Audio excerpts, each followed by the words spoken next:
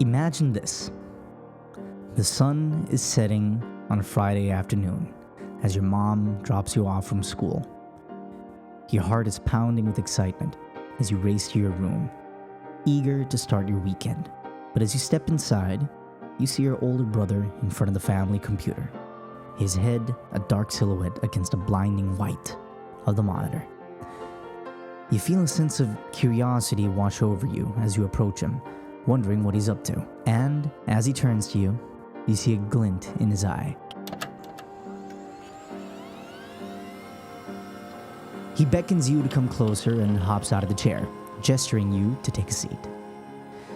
Your little fingers tremble with anticipation as he shows you the basics of typing, guiding you towards a strange new world just beyond the screen. And then he asks you to type in a web address that will, change your life forever. The web address was www.cartoonnetwork.com. This was the very first website I have ever visited. And I didn't know back then that it would basically change my life forever. In an instant, you were transported to a magical world beyond your wildest dreams. Your favorite shows and characters were suddenly right in front of you at the touch of a button. This is the coolest thing you've ever seen. But little did you know back then, this would become a part of your everyday life. That you'd be spending hours on end in this digital playground, losing yourself in the endless possibilities of the internet. As the years went by, you grew up, and the internet, it grew with you, changing and evolving in ways you couldn't have imagined. But as the novelty wore off, something started to shift. The internet stopped being a source of fun and wonder. It became something different, something darker, more sinister, and even dangerous.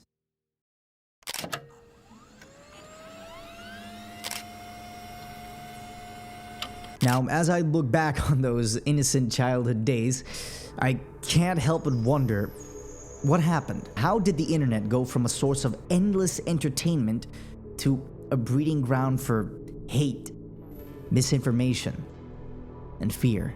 And a question I've been asking myself recently is,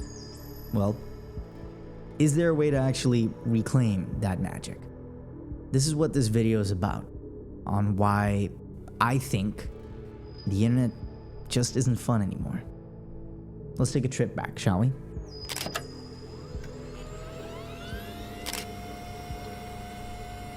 The internet has changed a lot in the last few decades, from isolated blogs to chat rooms to online conglomerates worth more than the economies of most countries. The internet had become the digital library of Alexandria. Gone were the days where you had to find the current Encyclopedia Britannica, lugging those heavy books around just because you had a paper due on the Ottoman Empire. Back then, if I wanted to know more about, let's say, octopuses for a school project, I'd have to ask my parents to take me to the local library, where I would sift through rows and rows and rows of books on the subject until I found something that fit what I had to write. I would take the book home with me, where me and my mother would sit down and turn that information into a 2-page paper on fun facts of octopuses. Today, all I gotta do is grab my smartphone and use my search engine of choice. Let's be honest, nobody uses Bing, and type octopus and be bombarded with literal millions of results, from scientific papers to Japanese animations that the description will get me banned off of YouTube. Anything that comes to mind,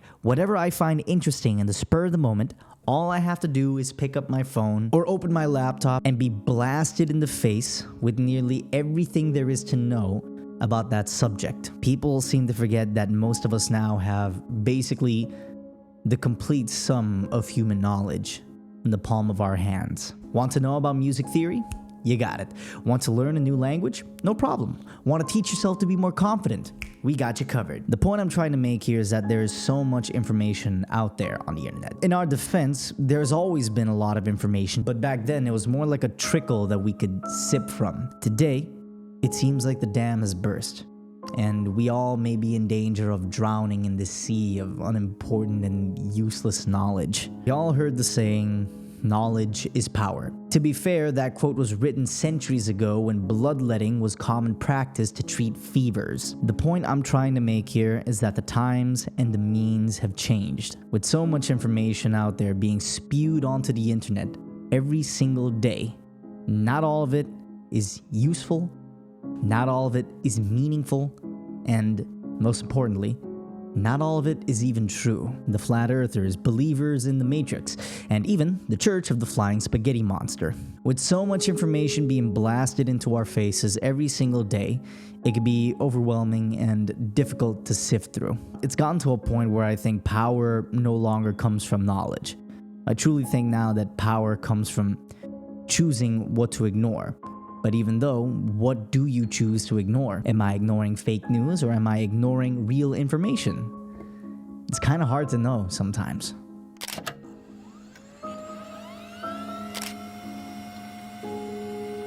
When I was little, my mom and dad taught me the importance of making friends. I didn't struggle. In fact, I didn't exactly know how to shut the fuck up back then. Even though I was kinda shy, and still kinda am, I had no trouble making friends. But like the changing seasons, friends come and friends go. The same friends I had in kindergarten were not the same friends I had in elementary school.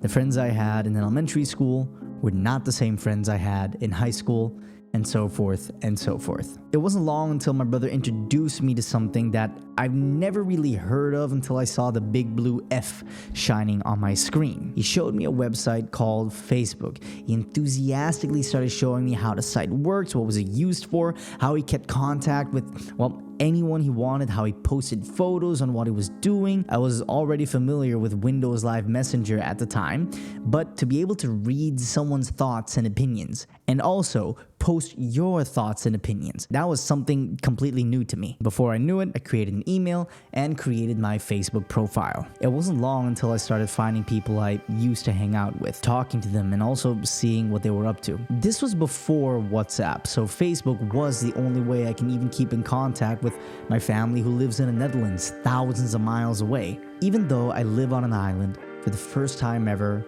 I felt connected to the rest of the world. When Facebook became a thing, it was suddenly a game to see who had the most friends. A classmate would walk up and say, "I have 29 friends." Another classmate would come up and boast, "I have 34. Then I'd come in and put my big dick on the table. "I got 40, bitch." Eventually, time passed, and the novelty of social media began to lose its magic. Even though it lost its magic, the feeling of something new, it didn't lose its grip on people. As time went on, technology got better. Phones got smarter. Before you knew it, nearly everybody on the planet had a little computer inside their pockets. These social media sites who were once only accessible by a computer are now accessible with your phone. And before you know it, social media wasn't something cool anymore, but an integrated, everyday part of our lives. On one side, this is good. People are more connected than ever, sharing conversations, memories, and sometimes even finding love. But eventually, even the magic of that began to fade, as those numbers of friends we used to boast about in school became just that.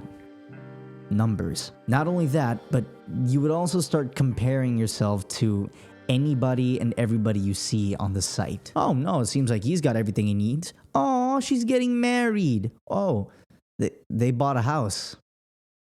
And I'm still living in this same old apartment.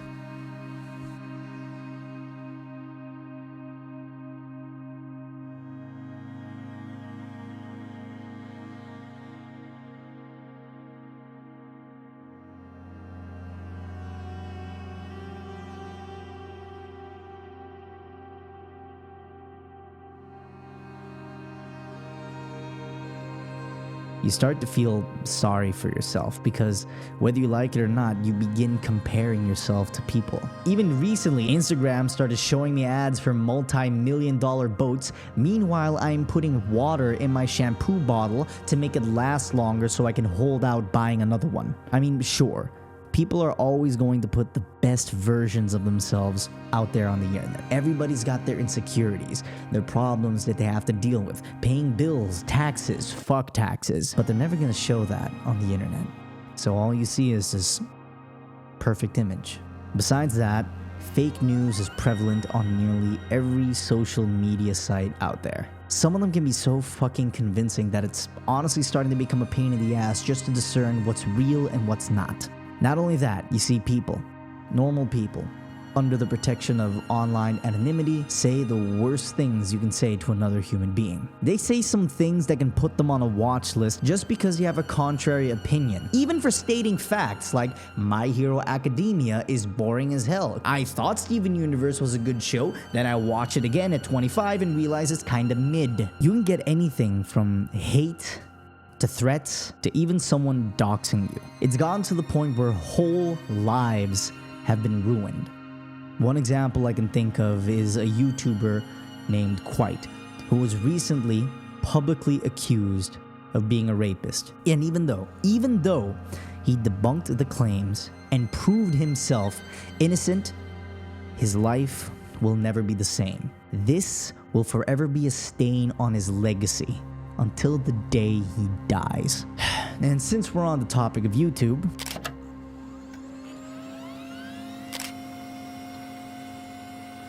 I already knew about YouTube even back then, okay? I think everybody had at that point, but at this time I didn't realize how big the site actually was. To me, it was just another cool website where people would upload videos, share clips of their favorite movies, and even display their own creative prowess. Think of old VFX channels like Freddie W, Freddie Wong. The first video I ever watched was called How to Be Ninja by Nigahiga.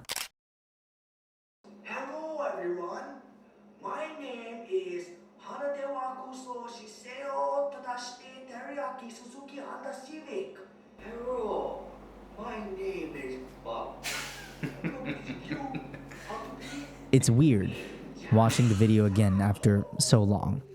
The low quality shocks my eyes a bit because the videos I usually watch are in 4K and 60 frames a second. This video reminds me of a simpler time on the internet where one can go about their day watching their favorite content creators. Some of my favorites at the time were Ray William Johnson, Smosh, Mystery Guitar Guy, and someone that I follow to this day, Marcus Brownlee. Most of the names that I mentioned here were once the top of YouTube, and that was a big fucking deal. Besides that, what YouTube meant to me was that now there was a steady stream of content that I could watch whenever I wanted. I remember Smosh used to upload videos every single Friday. So when I would get home from school, I would do the exact same thing that I would do since I was 8. But this time, instead of playing games, I would go on YouTube and watch what Smosh would have uploaded. Either a new music video parodying Legend of Zelda or a music video parodying Assassin's Creed. But not all was what it seemed. In my younger years, I didn't exactly have an idea on how big YouTube actually was. Like any other company, no matter what your goals are, you have to make money. As time went on, the space became more and more commercialized. Profit became a priority, and creativity, I feel, has been pushed aside. The freedom of posting and watching content that you simply cannot and will not find on TV became more and more restrictive. The grip on the platform began to tighten with new rules and restrictions that suffocated the creativity that a lot of people have. This is a good thing though. This stops people from uploading really fucked up stuff and stops the spread of misinformation. But in this fight to keep the platform safe and profitable, I truly do believe that creativity was caught in the crossfire. The creators I once adored became nothing but an algorithm. That's the worst part. Some of the creators that I genuinely used to look up to, who I found funny, who even cheered me up on fucking horrible days, then she turned out to be the scum of the earth.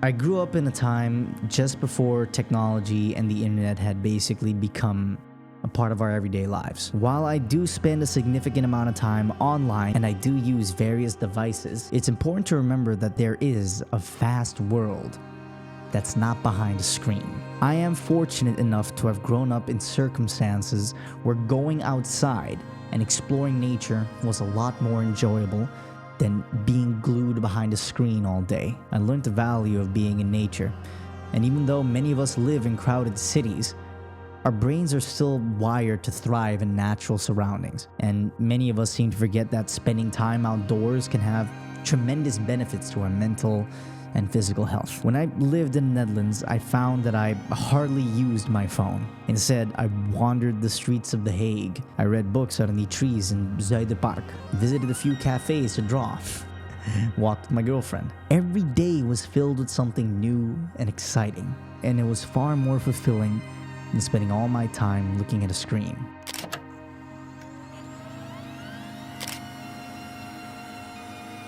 I don't want to sound like a Debbie Downer here. All the reasons that I just mentioned are the main reasons why I simply do not find the internet fun anymore, or not as fun as it used to be. Perhaps it's because I've grown up and now I have responsibilities and people who depend on me. And maybe I don't really have time to enjoy it the way I used to anymore. What I do know is that it's still a magical place. But what I do know is that this once magical place is slowly turning into a cesspool that can either inspire or poison anybody that comes into contact with it. This is where I like to find hope though. The internet is still a place where people can interact and see the best in each other. It's a place to find people with common interests, learn new and valuable skills. I'm gonna be philosophical for a moment. I believe the internet is a reflection of the world we live in. While there are parts of it that can be dark and daunting, and the reality for some may be difficult, there is still beauty to be found in, well, everything, including our differences. It's true that moderation and heavy policing are necessary to ensure that the internet still remains a positive and safe place for everybody who's on it. Even with all these challenges, we can still hold on to hope that the internet will be used as a force for good. With every act of kindness, every connection made, every problem solved through online collaboration, we are reminded that the internet has the power to unite us and bring us closer together. And hopefully, people won't forget that. Thank you for watching.